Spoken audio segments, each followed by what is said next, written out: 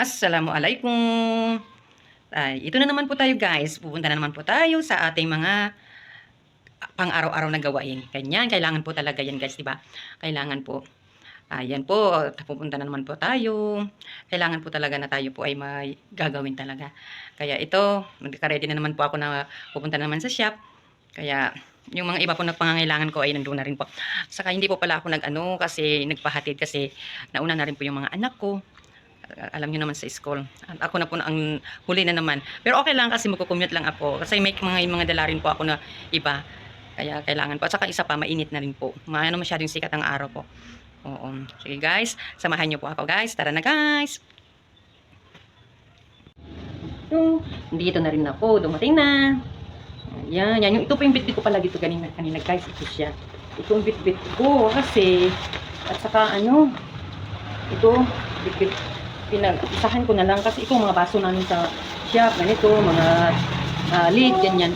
At saka meron man din akong stock, marami naman din po. May mga stock pa ako ganyan. Ayan, mga ganyan po, stock ganyan. Eh, kailangan po talaga na meron pa tayong ibang stock. Kasi kung mauusan, wala pa akong reserve pa ganyan. At saka yung tinapay namin, sa burger namin, ito po yung para sa burger. Apat na pack po ito. Okay.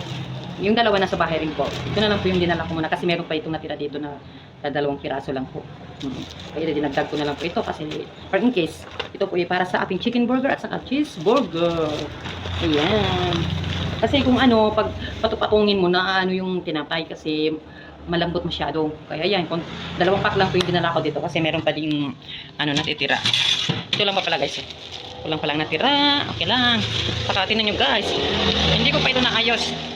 Ayusin ko pa ito. Tingnan nyo guys lahat. Pang-ayusin ko pa yan. Ayan. Kailangan natin mag-ayos. Kasi mahirap na. Dapat may tayo ngayon kasi alam nyo guys, sobrang mahal ng bigas.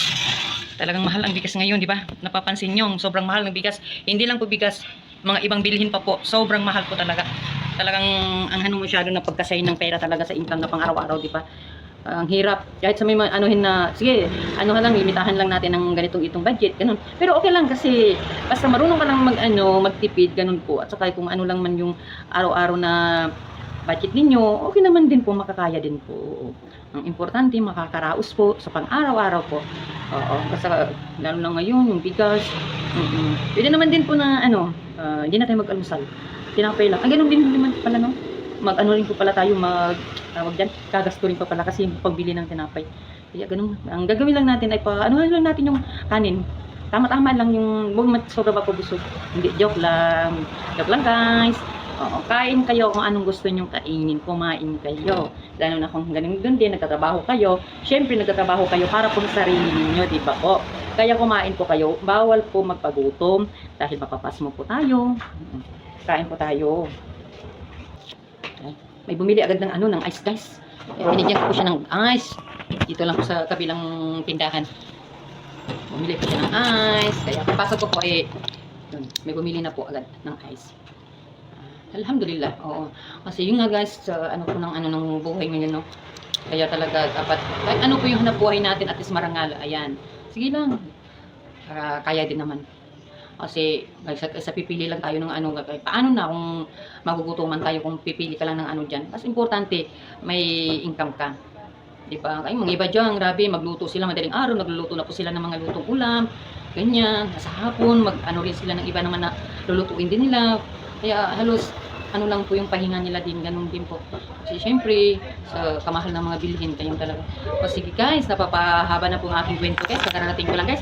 At ako na po ay maglilinis na naman sa akin siya. Kasi wala po tayo kahapon, kasi yun nga, mga tindera nyo, ganun.